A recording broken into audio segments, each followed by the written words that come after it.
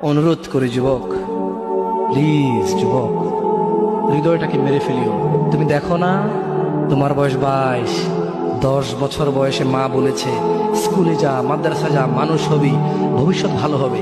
তুমি শোনোনি cricket, football, cinema, নাটক, কোথায় বিয়ে, কোথায় গায়ে হলুদ, গান বাজনা বাজিয়ে তোমার জীবন কাটাই দিছ।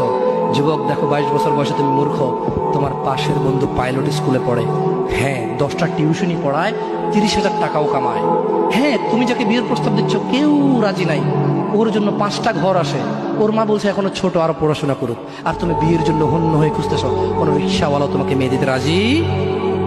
তুমি দেখো 10 বছর 15 বছর বয়সে যদি মায়ের ওই কথা মেনে নিতা, তাহলে তুমি আজকে উপকৃত থাকতা।